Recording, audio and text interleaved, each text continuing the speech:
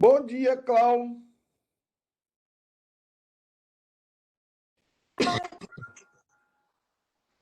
Bom dia, irmão Kleber. Bom dia, bom dia, bom dia. Não lhe escuto, Claudete. Será que sou eu, meu computador? Não está me escutando, pastor? Agora sim. Então vou falar de novo. Bom dia, bom dia, bom dia. Que alegria, bom dia, alegria. Não é? Hoje é dia de bênção, de alegria. Nós estamos tristes porque não podemos cantar, né? Cristo já ressuscitou. A sepultura saiu. A sepultura saiu, com triunfo e glória ressurgiu. Eu estou feliz que eu acabei de fazer a EBD com as crianças. Aí eu coloquei um videozinho sobre a Páscoa e a Ressurreição e fiz um quiz com elas, fiz uma competição entre dois grupos, né? Como elas conhecem como elas estão conhecendo, graças a Deus. Rapaz. A Laís, ela teve que ficar muda um tempo lá, né? Porque senão ela respondia tudo, né? A Laís está demais, demais. Até contando historinha já está sozinha. E aí, seu Cleitinho, bom dia. Bom dia, pastor. Bom dia a todos. Bom dia, Fábio, Jaqueline. Bom dia, Lu. Bom dia. Bom dia, Teontologia, que não sei quem é. Fabiano. Bom dia, turma. Como é que tá esse domingão de Páscoa gostoso? Domingo de Páscoa. Tô comendo uma revolução aí. Tô comendo um ovinho de queijo aqui hoje. Uau! Esse domingo de Páscoa abril começou bom, até café na cama eu ganhei.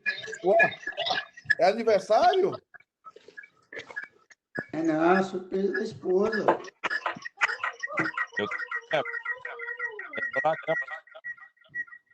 Ixi, rapaz. O negócio tá bom aí, hein? A Jericó que ficou. Ô, Marcos.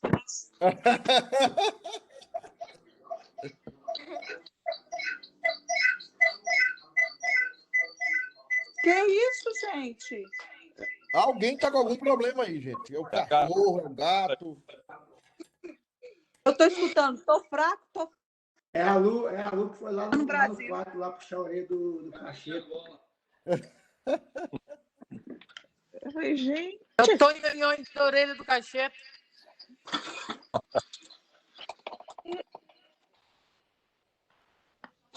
Cacheta, tá faltando tesoura nessa casa do barbeador aí? Cotação de despesa, Margot. Tá doido? É para compensar, ó.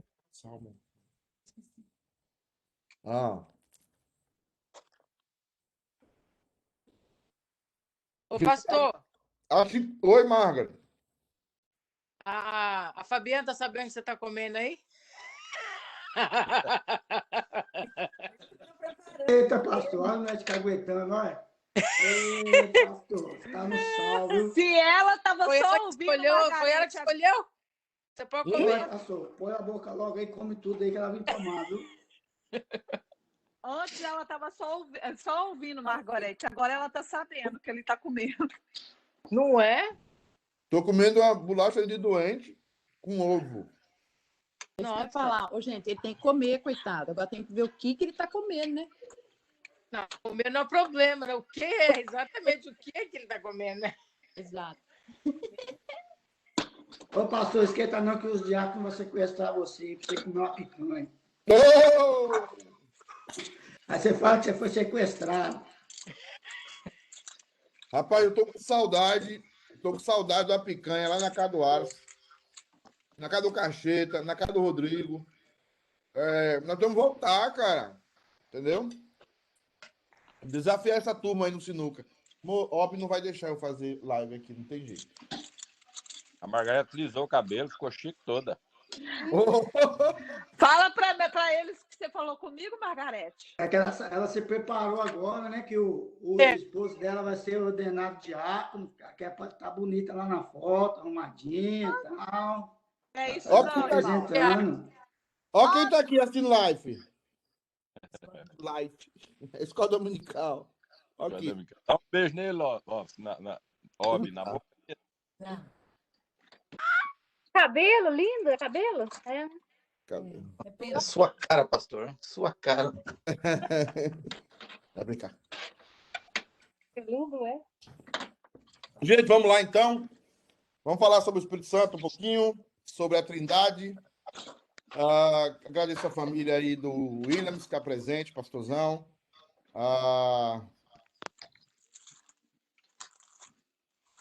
Se eu esquecer, pastor Williams, terça-feira o senhor prega, tá? Porque eu tenho reunião do Conselho de Cambridge, que eles vão estipular a minha transferência.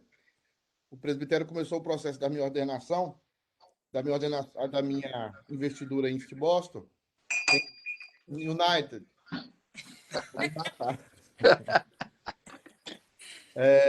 Então, terça-feira eu não vou estar no culto por isso. Então, o senhor já fica sabendo aí, antes que eu esqueça. Eu recebi a comunicação aqui hoje pela manhã.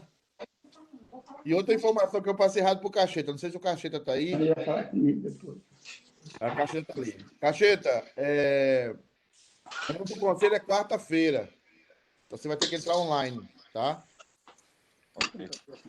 A segunda-feira nós temos a coisa dos homens. Outra coisa, antes de eu começar, alguns de vocês vão receber um comunicado hoje do grupo de casais, tá? Por favor, aceitem. Alguns, tá? Alguns vão receber para o curso que vocês vão tomar. Então, aceitem, porque é um curso de 3 semanas. Alguns aí, tá? E outros serão depois, mas vai ter uma primeira turma, tá? Para tomar um curso aí. A Tânia sabe o que é, mas eu e a Tânia estamos guardando segredo, tá? É só no segredo. Vamos lá, então. Eu vou compartilhar aqui, porque o Kisner já chegou, já acordou. Eu vi o Kisner aí, né? Meu malvado favorito, o Kisner. Bom dia, Deus.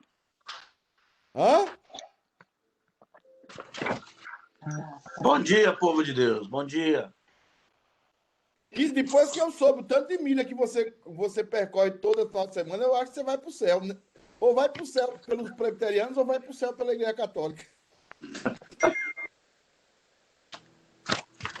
Vai para o céu pelas obras.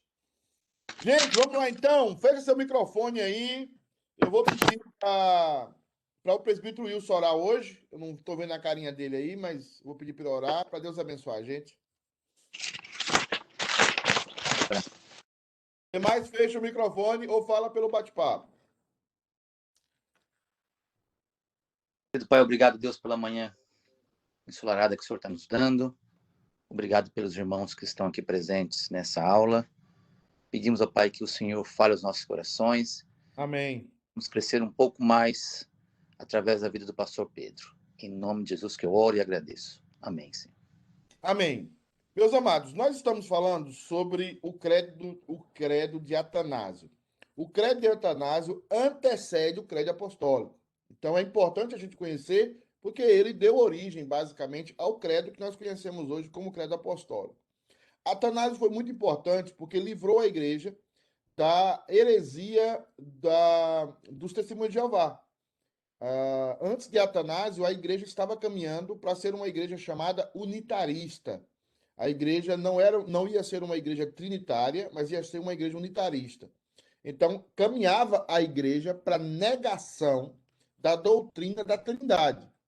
E foi através de Atanásio, na sua defesa da divindade de Cristo e da humanidade de Cristo, que trouxe para a igreja todo o arcabouço doutrinário, toda a base doutrinária que nós temos hoje acerca da Trindade e acerca do ser de Deus. Por isso que esse credo de Atanásio é tão significativo e tão importante para nós. lembrar que eles não tinham todos os recursos que nós temos, os textos bíblicos eram difíceis de serem compilados, e ele fez um trabalho maravilhoso. Ele não era um oficial da igreja 100% pela igreja, ele era um diácono da igreja, para o pessoal ver a importância do diaconato na história. Eu ainda quero fazer um estudo sobre isso, porque eu quero, sinceramente, resgatar a honra, a dignidade de ser um diácono na igreja, tá? E isso, para mim, é essencial nesse processo, para nós entendermos tanto a importância do presbiterato, quanto a importância do diaconato, que os dois são de igual importância e nenhum é superior ou inferior ao outro, tá? Como também o pai não é inferior ao filho, o filho não é inferior ao pai, nem o espírito é inferior a nenhum dos dois, nem tampouco superior. Então, irmãos, nós falamos semana passada sobre a questão da imensidão. Deus é imenso. E quando o Atanásio está falando que Deus é imenso, ele está falando da onipresença de Deus. Mas a onipresença de Deus não é que Deus está em pedaços, em um lugar. Está um pedacinho aqui, um pedacinho ali, um pedacinho acolá. Não, Deus está presente, completo, puro, em todo espaço, em todo local, ao mesmo tempo. E isso de uma forma, tanto vendo a aparência, como vendo o interior das pessoas.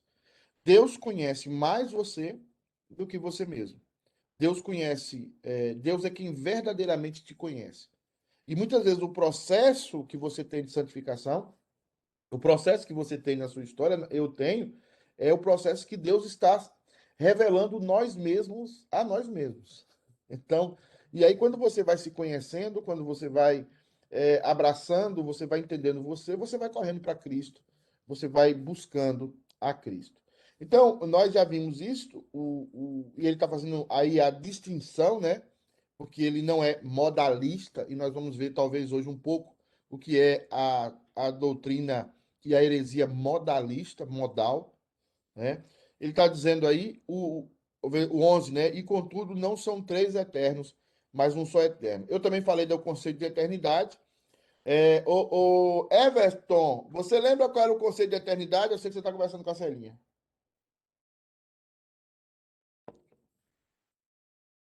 O que é o conceito de eternidade?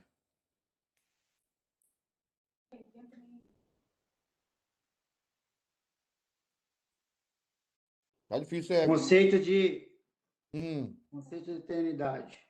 Duas palavras. Não está preso ao tempo. Ótimo. Nem ao espaço. A não existência e a não prisão ao tempo e ao espaço. Tá? Então. Isso aí eu comento sobre isso na última aula, se não me falha a memória. O tempo é uma escravidão. O tempo é uma escravidão para nós. O tempo nos limita. E o espaço também. Nós vamos ser seres que tenham corpo, nós vamos ser seres que tenham limitações, vamos dizer assim, mas o espaço não será mais um problema para nós. Ele será de ajuda para nós, e não mais uma barreira. Tão pouco tempo. O tempo hoje é um problema para nós, mas ele deixará de ser um problema na eternidade. Ele vai ser algo que vai estar ao nosso lado, tanto quanto também a ideia de espaço. O espaço será algo que nos ajudará. É como a ideia do Jardim do Éden e como a ideia de hoje que nós vivemos fora do jardim. Tudo nos fere, tudo nos atrapalha, tudo nos cansa, tudo nos deixa desanimados. Mas quando nós retornarmos ao jardim, na perspectiva da cidade celestial, Jerusalém, nós vamos viver num mundo em que o espaço e o tempo não serão mais problemas, e a isso chamamos vida eterna. Eu vou botar aqui os comentários, tentar botar aqui os comentários aqui para que ninguém... 12. Everton, pode ler o 12 aí para mim, por favor? Tá saindo aí no seu celular? Assim como não são três incriados, nem três imensos, mas um só incriado é um só imenso. Aí, Atanásio está falando de substância. Ele não está falando de pessoa. Quando ele estiver falando de pessoa, ele vai distinguir as três. Quando ele estiver falando de substância, ele vai falar de uma pessoa, ou ele vai falar de um Deus só, nunca de três. Então, qual é a grande confusão que nós fazemos na Trindade? Quando nós devemos falar de substância e quando nós devemos falar de pessoa. Quando eu estou falando de substância, eu estou falando de um único Deus, indivisível, eterno, imenso. Nós estamos falando de um único Deus, onisciente, onipresente, onipotente, é um único Deus. Quando eu estou falando de substância, quando eu estou falando de pessoa, eu estou falando de três pessoas: o Pai, o Filho e o Espírito Santo. Então, quando eu falo substância, é um só. Quando eu falo pessoas, são três. Grava isso na cabeça sempre. Em relação a Jesus, tem ainda um adeno. Qual é o acréscimo que nós temos em relação a Jesus? Que Jesus, além de ter a substância do Pai, além de ser a segunda pessoa da Trindade, ele é o nosso Redentor. E ele possui duas naturezas. Então, nós temos, em relação ao Pai, uma só substância. Em relação à divindade, uma só substância. Em relação às pessoas, três pessoas. Em relação à natureza, nós temos o segunda pessoa da Trindade, que tem duas naturezas, que é aquela divina e aquela humana. Isso tem que estar claro na cabeça de vocês. Isso tem que estar muito distinguido na cabeça de vocês. Porque quando vocês entrarem em contato com o texto bíblico, vocês perceberão quando Jesus está falando da sua essência, vai perceber quando Jesus está falando da sua natureza e vai perceber quando Jesus está se relacionando com as outras pessoas da Trindade. Então, tudo isso tem a ver com esses termos. Essência, tá? É um só. Pessoas são três. Natureza, somente o Filho possui duas. Os outros só possuem uma natureza, a natureza divina. Tá? Ainda bem que não tem nenhuma pergunta, deve estar todo mundo dormindo, pensando hoje no culto de ordenação, né? Assim como não são, aí você tem a ideia do incriado. Então, em algum momento, você vai perceber que algumas pessoas, que alguns hereges vão colocar Jesus num estágio importante, como uma pessoa importante, mas vão tratar Jesus como uma pessoa criada. Jesus é criado como redentor, mas ele não é criado como Deus. Isso é importante. Ele nasce de Maria, ele encarna, o Verbo se fez carne, ele nasceu de Maria, ele começou a ser homem ali, mas ele já existia desde antes da fundação do mundo. Então, é muito importante. Como redentor, Jesus começa a partir de Maria. Mas como Deus eterno, ele existe desde antes da fundação do mundo e é coeterno com o Pai. E aí a teologia usa o termo eternamente gerado. Ele é eternamente gerado do Pai, tá? E o Espírito Santo coexiste com ele eternamente também. Então, é muito importante a gente entender que Jesus, como Deus, ele não é criado, mas como Salvador, ele passou a existir porque ele encarnou. Jesus Cristo não existia antes como Jesus Cristo. Antes nós temos as teofanias, né? Kisney tá aí? Kisney, o que é uma teofania? Sei não, pastor. Alguém sabe? Sabe o seu celular. As aparições de Deus, Ou a maneira como Deus aparecia. momentâneas. Aparições momentâneas de Deus. Deus aparece com Moisés como? Alguém se lembra? A sarça ardente. Deus aparece com Abraão como? Afonso. Ah, não. Os três anjos, quando foi almoçar Os com ele. três homens que vão lá comer o quê? Aquilo que o Hernando não gosta. Boi, um monte de coisa. Não, eles foram comer cordeiro. Cordeiro. Por isso que eu sempre faço a brincadeira. Se Deus, quando esteve aqui como homem, comeu cordeiro, deve ser a melhor comida, a melhor carne que existe. E é mesmo. A melhor carne do churrasco é o cordeiro. Não tem dúvida. E Deus comeu cordeiro com Abraão, né? Quem escreveu o credo de Atanásio foi Atanásio. por volta do ano 300 depois de Cristo. Iraci, estou respondendo Iraci aqui. Eu acho que eu falei isso em algum slide aí para trás. Então, ele é Jesus Cristo, ele é incriado, como também todos os outros são incriados. Mas Jesus passa a existir como Salvador a partir, como Redentor, como homem, a partir do nascimento de Maria. Ali, o nascimento de Jesus, o verbo se fez carne e habitou entre nós, mas ele já existia antes, ok? Pastor, Sim. Jesus foi colocado o embrião perfeito lá dentro, pronto. Ele não tem o DNA de Maria, né? Ele já foi colocado pronto. O embrião formado. Ele não tem o DNA, não, de Maria tem. Ele não tem o DNA de... Deixa eu abrir isso aqui, que é uma perguntinha muito boa. Talvez vou acordar o povo agora. Ele não tem o DNA de José, pastor. Ele não tem o DNA de José. Isso, Everson. Ele não tem o DNA de José, mas Jesus se parecia com Maria. Porque o pecado, presta atenção, o pecado passa de geração em geração pelo homem. Não é pela mulher. A semente é do homem. O óvulo é da mulher. Quem fecunda a semente é o homem. Tá? Então, por isso que quando Deus fala, quem foi que pecou lá no Éden? Quem foi que pecou lá no Éden? Os dois. Quem foi que pecou no Éden? Os dois. Adão. Hã? Adão. Adão. Ah, pastor, mas Eva pecou? Pecou. Mas o pecado de Eva não teria simbolizado a queda da humanidade. E eu quero que vocês leiam um livro aí, que o Fábio pegou esse livro essa semana. From Creation to Consummation, do Gerard Van Groningen. Da criação à consumação. Quem pecou foi Adão. O que é que Deus diz sobre Adão?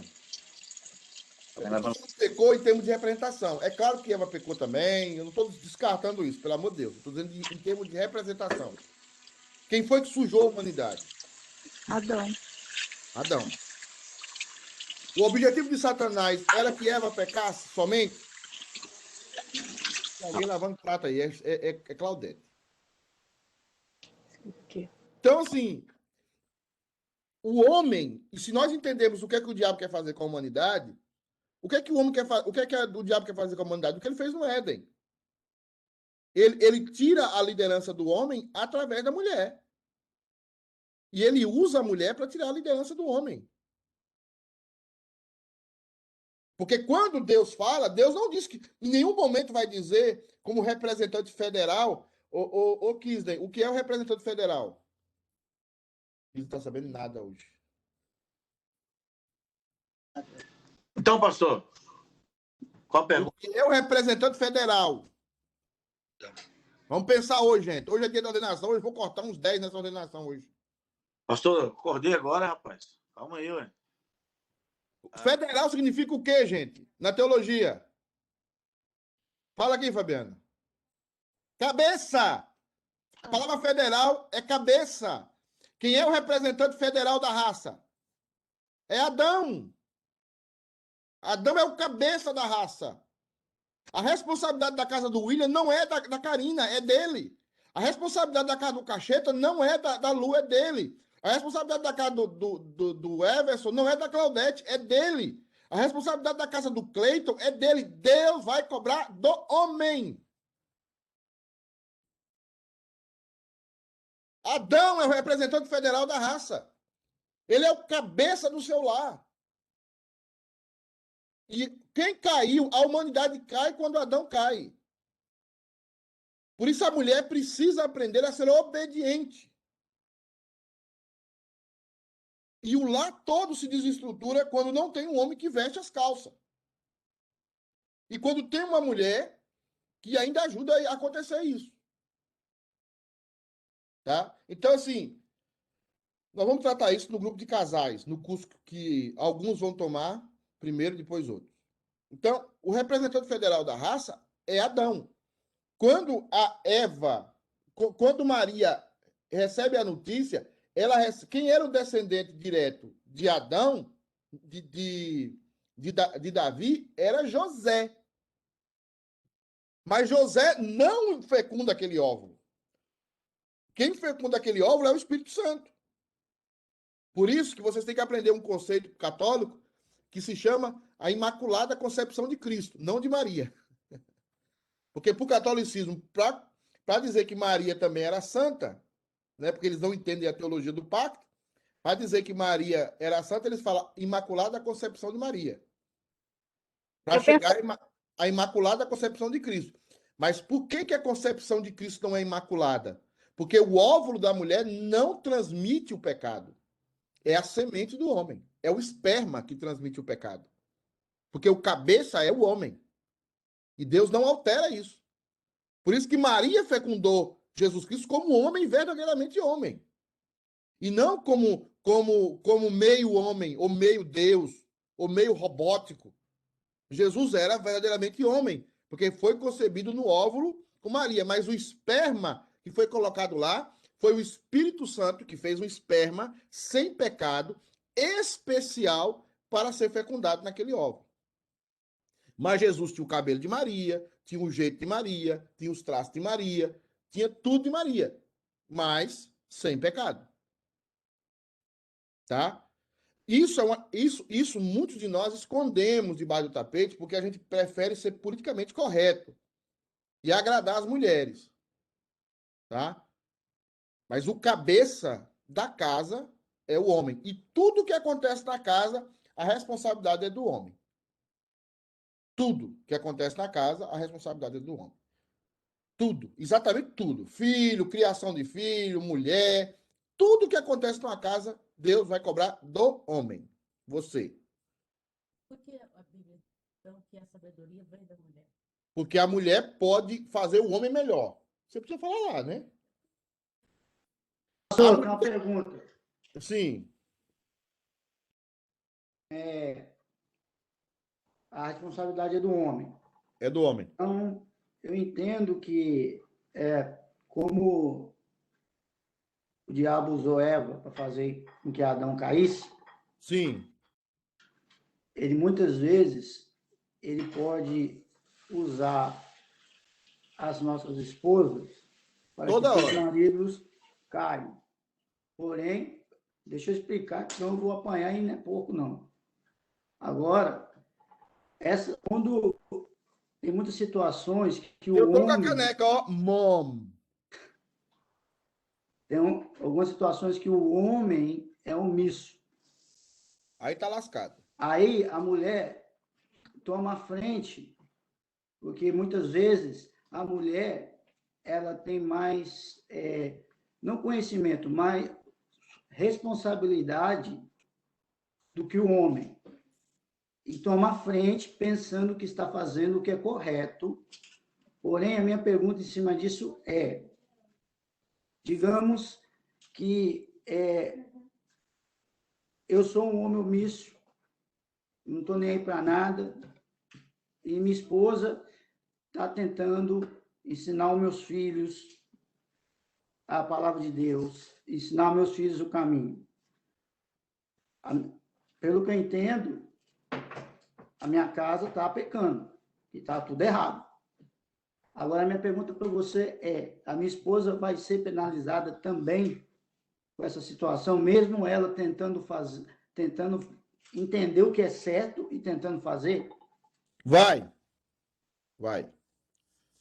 Porque não existe boas intenções para nós, não existe coração que está fazendo a coisa certa pela coisa certa. Existe uma mulher, sim, que pode colher frutos de uma coisa, como você está falando. Existem muitas mães que cuidaram dos filhos, mas ela casou com um homem errado, casou de forma errada, possivelmente não casou obrigado, tá? E essa mulher vai sofrer também. Então, isso aí não vem ao caso, porque ela vai sofrer também. O grande problema é o seguinte, deixa eu falar isso aqui com muito cuidado. É ruim que eu não estou vendo a cara de todo mundo aí, fica ruim. A mulher foi criada para manipular. Deus fez a mulher para ela manipular o homem. A palavra manipular tem vários sentidos. Deus não fez o homem como a mulher. Deus fez o homem diferente. Deus fez a mulher com um corpo diferente, com uma estrutura diferente. Por que Deus fez ela assim? Para ela manipular o homem. O problema é a intenção do coração dessa mulher. Se a intenção do coração dessa mulher é ruim, ela destrói uma casa. Se a intenção do coração dessa mulher é boa e ela quer ajudar o marido e construir o marido, geralmente ela vai fazer o seu marido um homem de Deus. Então, o que é que uma mulher faz? Uma mulher manipula. Ela pode manipular o homem erradamente? Pode. E ela pode manipular o homem de uma forma correta. Ela pode manipular os filhos de uma forma correta ou manipular os filhos de uma forma errada.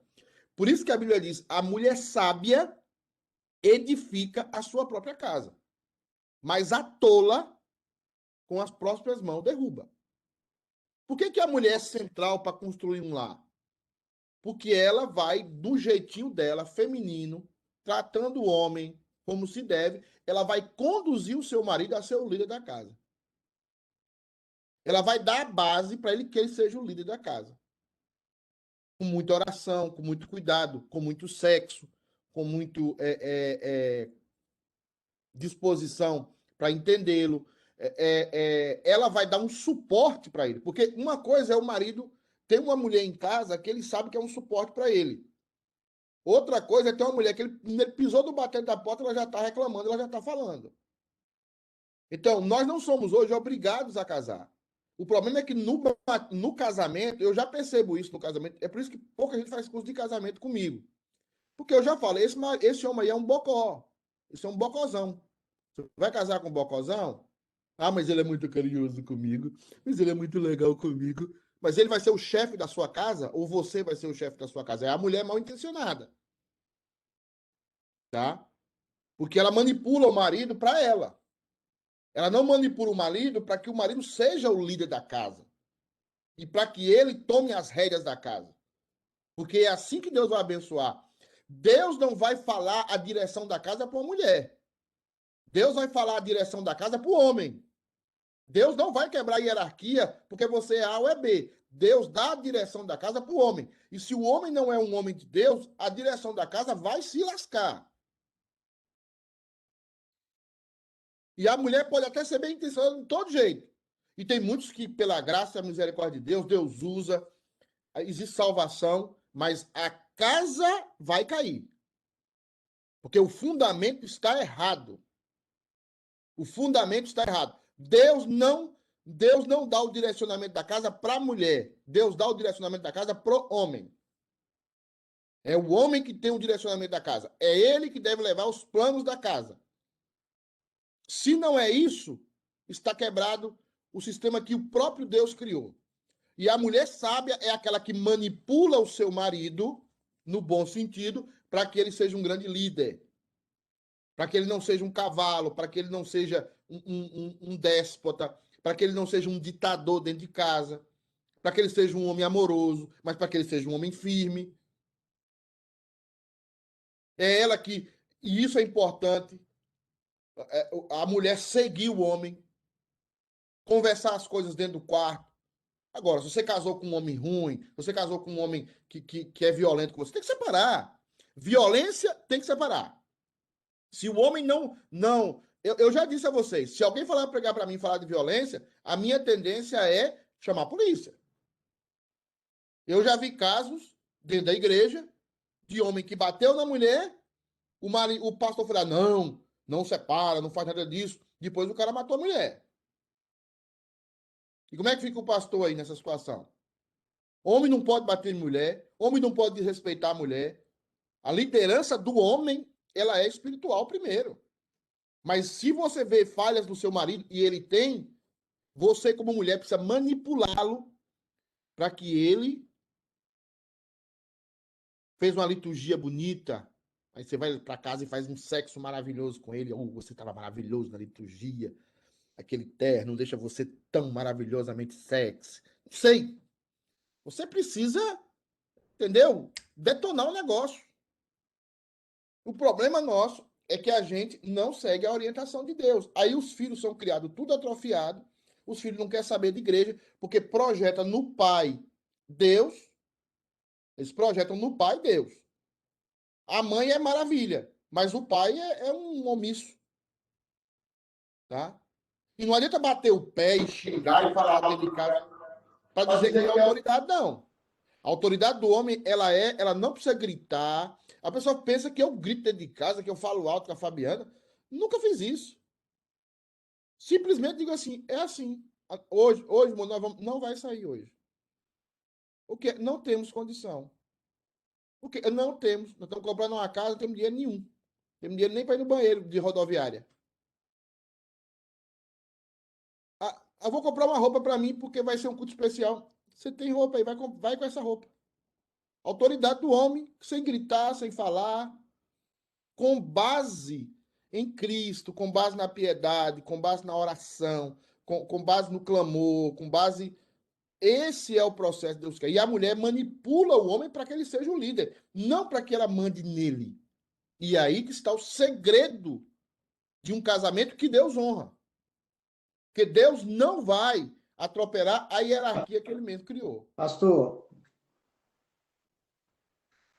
Ó, nós como líderes das nossas casas só vamos ganhar um respeito, tanto da nossa esposa como dos nossos filhos, através das nossas atitudes, o que eles estão vendo, o que nós estamos fazendo, aí você vai ganhar esse respeito. Eles vão te respeitar pelo que você é, não que você está gritando, ou batendo, ou obrigando eles a fazer. Claro, porque quando eles ficarem adolescentes, quando eles, ele não vai te escutar mais, ele vai embora. Sim, mas quem dá o respaldo da autoridade, tudo isso que você está falando é verdade, tem que acontecer. É a mulher.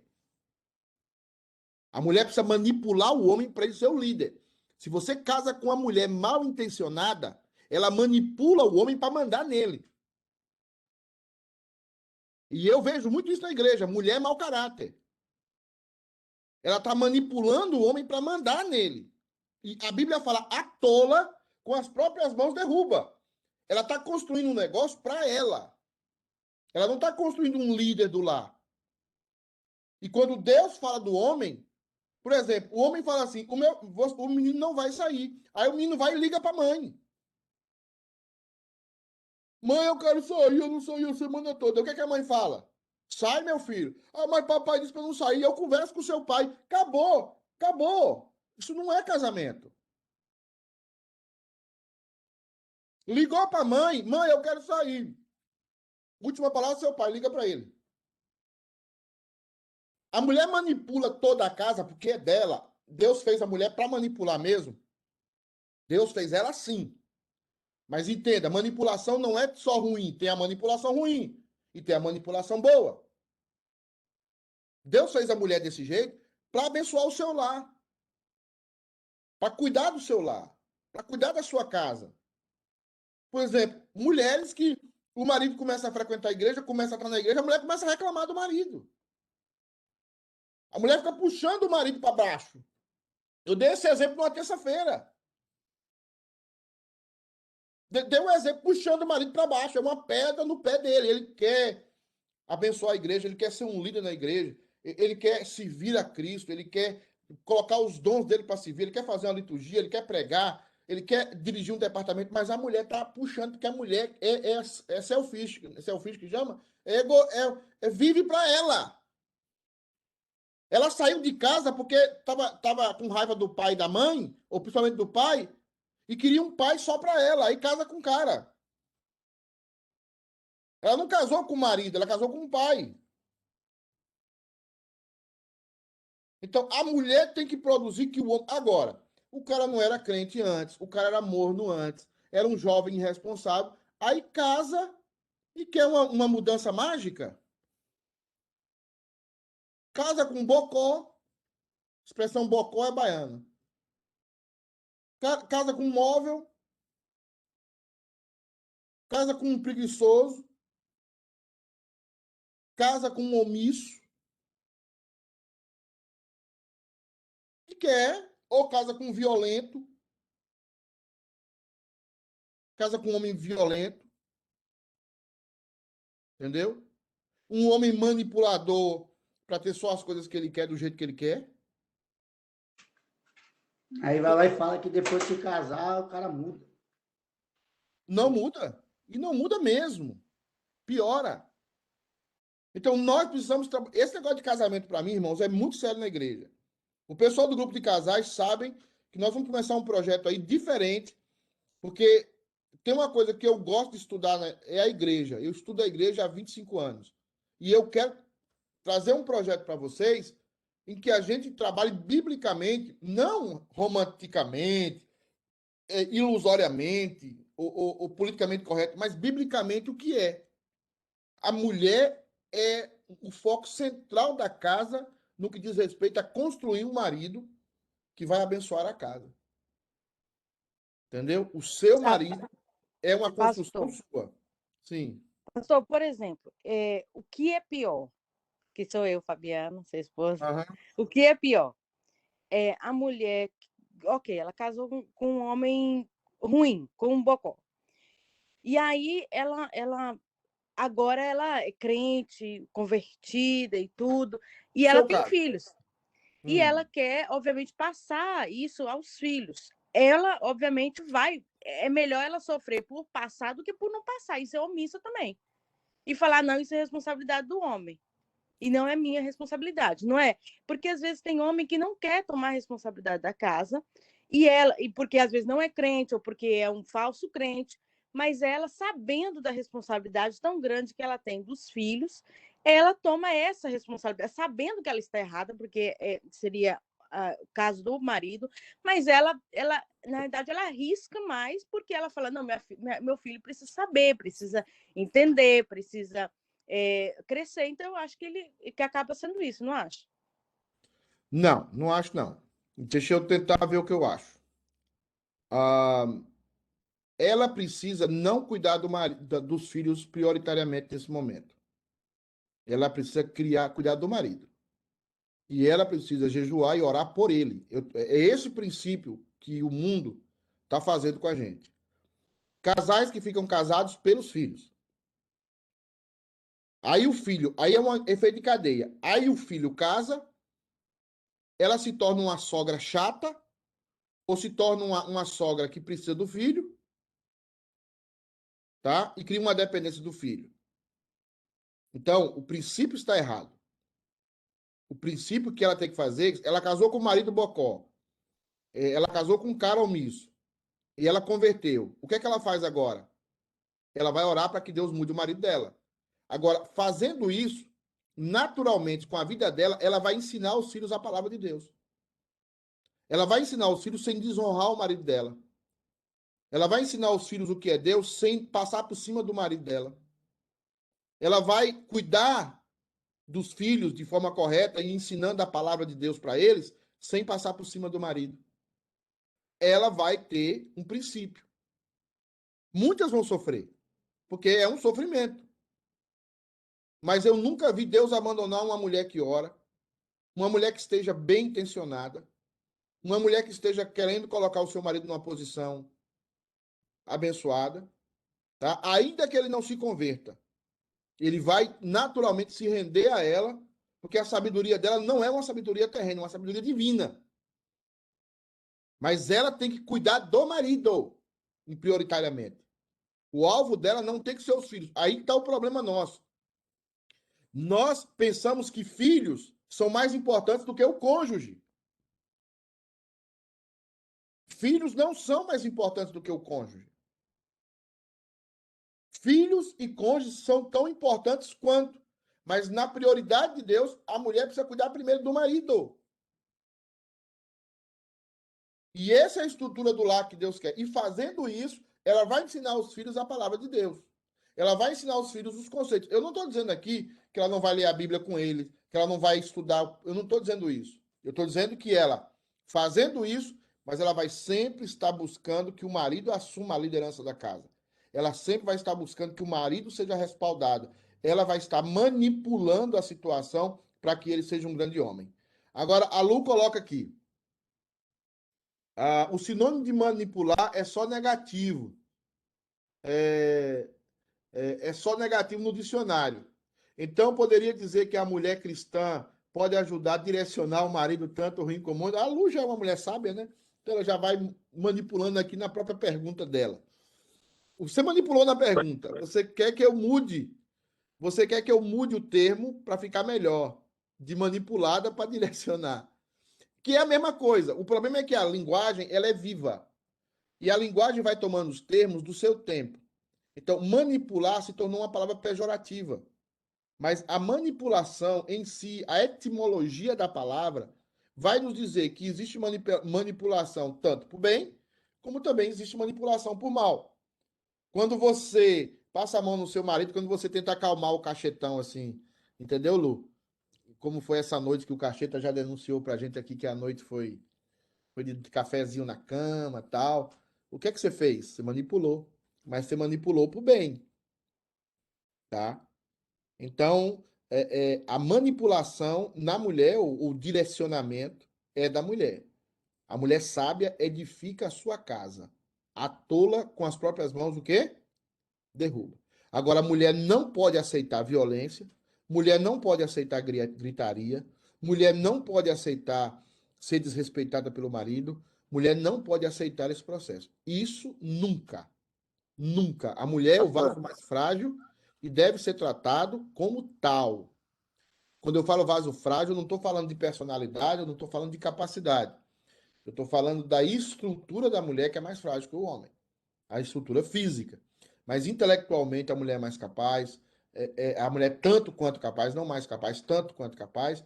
Todo esse processo a mulher é capaz. O problema nosso hoje é que nós deixamos a escritura e passamos.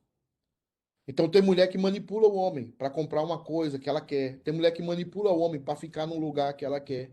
Ela manipula o homem de forma errada. E ela precisa, vamos usar a palavra da lua aqui, direcionar o homem para que o homem seja o líder. Ela tem que direcionar para que ele seja o líder. Ela não pode direcionar para que ele seja manipulado por ele. Ela tem que direcionar para que ele seja o líder, e sendo o líder, ele vai abençoar toda a casa, inclusive ela, porque é assim que Deus quer. É assim que Deus construiu lá. É assim que Deus construiu a casa. Deus não vai tratar da casa do Wallace com a Vivi. Deus vai tratar da casa do Wallace com o Wallace. Deus não vai tratar da casa do Cacheta com a Lu. Deus vai tratar com o Cacheta. Deus não vai tratar da casa do Hernando com a Leia. Deus vai tratar com o Hernando. Porque aí Deus está quebrando a hierarquia que ele colocou? Não pode. Quem mais está falando aí? Karina. Pastor, é por isso que quando em Gênesis fala de auxiliadora idônea, por isso essa palavra de idônea, né? Idônea tem dois significados no hebraico. A que encaixa e que ajuda a funcionar. Então, a mulher manipula toda a casa, os filhos, manipula toda a estrutura para o marido ser o líder. Porque ela entende que a função dela é de auxiliadora. A palavra também é suporte. E os americanos até usam mais essa palavra. Quando o americano diz, eu não sei se o Leandro vai concordar comigo, o Marcelo, tá aí o professor de coisa, I support, eu apoio essa decisão. Eu suporto essa decisão. Então, a mulher é aquela que dá o suporte ao marido. E ela manipula a casa e os filhos para que a casa esteja com o marido, esteja fechada com o marido. Agora, Deus vai dizer do marido o quê? Vai dizer que o marido precisa assumir uma postura de amor, de sacrifício, de rendição. Tá? A Bíblia vai falar isso. Agora, quando você fala, esse assunto começou lá atrás com Maria, né? O homem é o representante.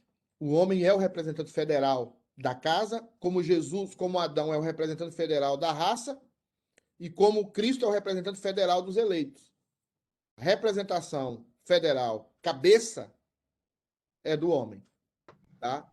E isso precisa ficar bem colocado, porque se não colocar as coisas em ordem, vai ser um problema.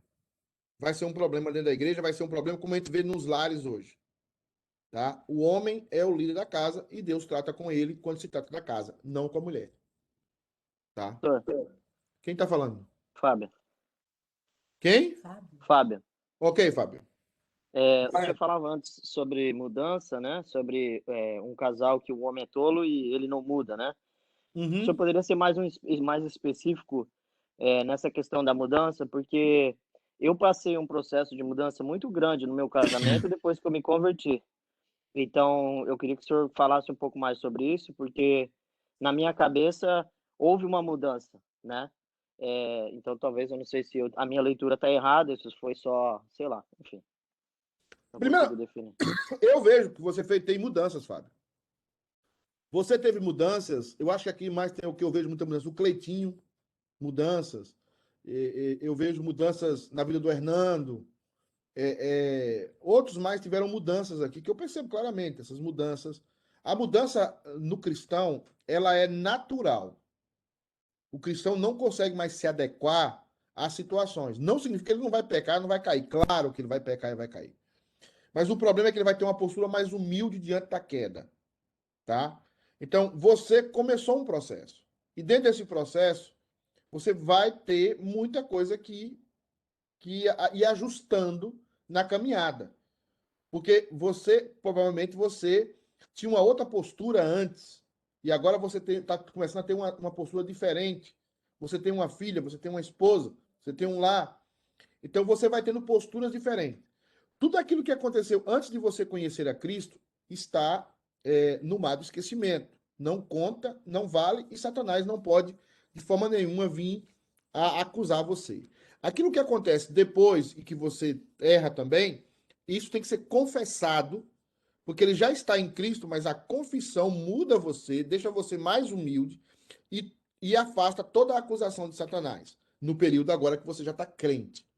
Então, o que é que um homem de Deus começa a fazer? Ele começa a construir o seu lar no joelho, na oração, na leitura bíblica, no discipulado que você já está tendo com a Sandra, que é uma pessoa muito sábia. Então, todo esse processo, ele vai construir um homem diferente. Um homem mais choroso, mais um homem também que vai surgir a autoridade. Porque quando você se aproxima de Deus, quando você chora, quando você se humilha, quando você coloca de joelho, Deus vai te dar autoridade. A autoridade vai fluir de você, porque isso é natural no homem. Não é o autoritarismo, mas a autoridade do homem dada por Deus. Então, a sua casa vai perceber a sua mudança, a sua esposa vai perceber a sua mudança, a sua filha vai perceber a sua mudança, e automaticamente eles vão ver: meu pai é um homem trabalhador, meu pai é um homem crente, meu pai é um homem que ora, meu pai é um homem que lê a Bíblia, meu pai é um homem que respeita as outras pessoas, meu pai é um homem que não fala mal das pessoas, meu pai é um homem coerente. Ela vai vendo esses atributos que vão crescendo na sua vida. E aí ela vai respeitar. Se vocês olharem aqui e fazer uma pesquisa rápida, você vai perceber, a maioria de nós olha para os nossos pais como? Olha para a nossa mãe como? Pessoas trabalhadoras. No momento a gente não tinha aquela visão. Hoje a gente percebe, o que seria de mim se não fosse o meu pai, não fosse a minha mãe? Então, esse processo é um processo de crescimento. Agora, é fundamental que a mulher manipule ou direcione, como diz a Lu, sabiamente aqui, direcione o homem. Direcione o homem. Por isso que eu não sou muito a favor de mulher falar em assembleia de igreja, principalmente mulher de diácono e de presbítero. Ela deve perguntar as coisas em casa, o marido. E a maioria das coisas a mulher deve perguntar, como diz Paulo, em casa com o marido. E essa mulher escuta, essa mulher alcança preeminência na igreja. Preeminência. Porque ela é sábia. Ela tem uma conduta sábia. Tá? Então, quando você vê mulheres que são portadoras de confusão, certamente elas têm um marido que está com sérios problemas. A mulher não pode ser uma portadora de confusão. E quando você tem um homem que também é um portador de confusão, certamente a mulher não é uma mulher sábia. Tá? Então, assim, o assunto desviou um pouco hoje, né? Ué, a causa de Cristo. Everton. Casal, tanto o homem como a mulher estão na igreja. Sim. E como o senhor acabou de explicar para a gente, a mulher vai estar ajudando o homem Sim. O homem é o cabeça da casa, a mulher é a ajudadora. Acho que nós entendemos isso muito bem, foi muito bem explicado. O homem cai, esse casal, os dois estavam na igreja, o homem cai, o homem vai embora e larga a mulher com os filhos. E essa mulher segue à frente sozinha, educando esses filhos no caminho de Deus. Qual é a consequência disso na vida dos filhos e na vida dela? Primeiro, haverá consequências. Ponto. Haverá. É igual o cara que casou com um casamento misto, depois o cara se converteu, se tornou até presbítero ou pastor. Mas haverá consequência. Pecou lá atrás, casou com um descrente. Tá? Não adianta. Pecado tem consequência.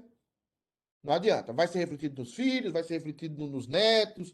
Em algum momento esse pecado vai ter consequência, não para salvação, mas no viver diário, problema de caráter, vai ter problema. Ponto. Segundo lugar, quando uma mulher fica separada porque o marido errou, o marido saiu de casa, vai ter problemas, porque aquele cara ele teve filho com aquela mulher e os filhos dele vão sofrer consequências. Não tem dúvida. Mas ela vai assumir e pode minimizar. A palavra que a teologia chama é mitigar. Ela pode mitigar as consequências dessa situação. Porque criar filhos sem pai é um problema. E ela vai se desdobrar. Ela é crente, ela vai se tornar agora sim ela se torna a líder do lar, porque não está mais o marido, a líder do lar. Mas eu aconselho, nesses casos, ela casar de novo.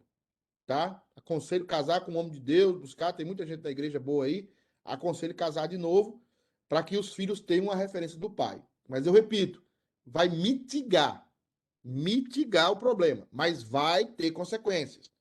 Às vezes a gente fala assim, a minha filha está namorando com um cara que não é crente, mas ele é gente boa, ele é melhor do que as pessoas que não estão na igreja. Isso não é um problema de pessoa. Isso não é um problema. Todo mundo é ruim. Senão nós não estamos comemorando a Páscoa. Todo mundo é lascado de ruim. É um problema espiritual.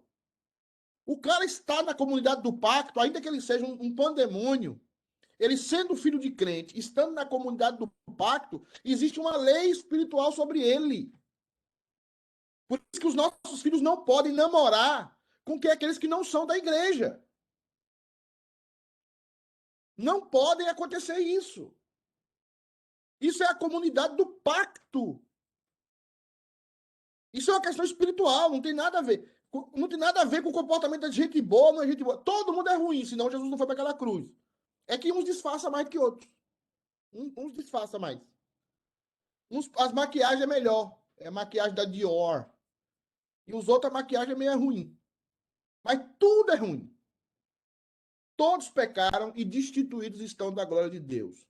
Ah, não é crente, mas é gente tão boa. Ela não é crente, mas até parece crente. Não existe isso. Então, Então, aquela morte de Jesus foi uma idiotice. Por que Jesus morreu na cruz por gente tão legal como essa? É a questão espiritual. Nossos filhos precisam namorar com crentes. Nossos filhos, isso é um princípio da igreja presbiteriana que está sendo esquecido pelo politicamente correto. Por isso que nós batizamos os filhos na infância. Por isso que nós cremos na comunidade do pacto. Se você casa com alguém fora da comunidade do pacto, o cara pode virar quase um João Batista da vida. Mas vai haver consequência, porque na hora que ele casou, ele era descrente. E Deus vai cobrar aquilo. Ele não estava inserido na comunidade do pacto. E vai haver problemas em algum momento. Deus não deixa nenhum pecado sem consequência. Deus não deixa nenhum pecado cair no chão sem que ele seja pago. Esqueça essa ideia de que Deus é um Deus que passa a mão na cabeça das pessoas. Por isso que ele cravou o próprio filho na cruz. E a cena era horrível. Dura coisa é cair na mão do Deus vivo. Então, nós, pais, precisamos ensinar os nossos filhos a namorarem meninas crentes. E ensinar a meninas que estão debaixo do pacto. E meninas precisam namorar aqueles que estão debaixo do pacto. Os que não estão debaixo do pacto vão sofrer as consequências de não estar debaixo do pacto. Que é um dos principais doutrinas da igreja presbiteriana. A doutrina do pacto. Por isso que nós batizamos filhos. Por isso nós batizamos o filho na infância. Então, isso é muito importante. E eu não estou dizendo aqui da graça, da misericórdia de Deus que age, que atua, que faz coisas maravilhosas. Mas quando você casa com um cara que mentiu a vida toda, ele converteu, mas ele não vai deixar de mentir assim, não. Vai um processo de santificação, de luta, de dores. Então, nós precisamos tratar Deus mais sério. Os nossos casamentos precisam ser mais respaldados na seriedade. Você é o último aí. Os demais estão calados, não querem perguntar? Então, beleza. Não, desculpa, eu peço perdão para os irmãos também, porque agora só deu um nó na minha cabeça aqui agora que eu já estava com dúvida, agora fiquei mais ainda. É bom, isso é bom. Ok. O que a Bíblia nos fala sobre a separação do casamento? Onde a Bíblia fala alguma coisa a respeito disso? Onde o homem pode separar? Fala para não separar. Fala, não separe. Perdoe. Isso é o princípio maior. Aí Deus deu carta de divórcio a Moisés por causa da dureza do coração do homem. Então, o melhor momento é o quê? Perdoar. É o melhor momento. O exemplo que você me deu era de uma separação consumada. Mas se o marido se arrepender, pedir perdão para a esposa deve assumir ele, voltar. O casamento é sempre... O exemplo que eu te dei foi um abandono. A pessoa saiu de casa, sumiu. Exatamente. Abandono. Então, abandonou, foi embora. Foi para outra coisa. É igual a história do caminhoneiro aí. Aí a mulher pode casar de novo? Pode. A mulher tem o direito... a Bíblia fala que ela pode, se a mulher foi abandonada pelo homem... Aquele caso de Jesus que Jesus está falando lá, está falando dentro de um outro contexto, tá? Dentro de outro contexto, do casamento lá. Mas o casamento, a mulher pode recomeçar a vida dela, sim. Agora, ele está em adultério. Ele está em adultério, tá? E ele precisa se reconciliar com Deus. Talvez um dia eu vou tratar sobre aquele texto lá. Tá? Existe uma discussão teológica sobre aquele texto de Jesus? Existe, mas Jesus está falando daqueles que estão debaixo da lei mosaica. Como a lei mosaica tratava o assunto, mas o aspecto da graça é diferente. Existe o perdão, existe o recomeço, existe a pessoa recomeçar de novo. Teve gente, por exemplo, que traiu a esposa, veio para os Estados Unidos, chegou aqui, ouviu a palavra de Deus, converteu. Ele tem que voltar para a esposa dele? O ideal seria isso. Mas a esposa já está casada, já tem uma outra família. Então, o que é que ele faz? Ele recomeça a vida dele. Então, o recomeço da vida é inerente ao evangelho. Por isso que aquele texto de Jesus está falando sobre outro aspecto. Não é sobre um contexto da graça como nós vivemos hoje. Porque se fosse assim, o que é que aconteceria conosco? O que é que nós vemos hoje? Os erros que nós tivemos, os problemas, os adultérios. Vai matar todo mundo porque adulterou? Não é assim, né? O que é, na verdade, é o recomeço. As pessoas têm direito a recomeçar a vida. Agora, saibam que nesse recomeço haverá graves consequências dos nossos pecados. Não adianta. O recomeçar, o perdão de Deus não vai isentar as consequências do pecado nos filhos. Por exemplo, eu vou dar um exemplo prático aqui para você, Everton. O cara está no Brasil. Ele traiu a esposa. Teve 2 filhos com a mulher lá no Brasil. A mulher está lá no Brasil sofrendo. Ela é professora. Ela cria os filhos. Os filhos crescem, até na igreja. Mas eles crescem cheios de traumas. Porque o pai está aqui nos Estados Unidos. E o casamento está rompido. Aí ele chega aqui e ele conhece outra mulher. Começa a ir na igreja e ele se converte. Junto com essa mulher. Com a namoradinha dele. Ele vai para o pastor, casa com ela. Entendeu? Mas ele tem 2 filhos lá no Brasil com a primeira esposa. Aí ele liga para os filhos, ele quer reconciliação. Deus abençoa o casamento dele aqui e abençoa o casamento da segunda mulher dele lá, da primeira mulher dele lá no Brasil. Mas os filhos vão sofrer as consequências. Os filhos do primeiro casamento vão sofrer as consequências. E são as consequências do pecado do homem que ele vai sofrer. Lá do primeiro casamento vai sofrer. E esse pai que está aqui, que converteu, vai sofrer a vida toda, até o final da vida dele, porque ele errou.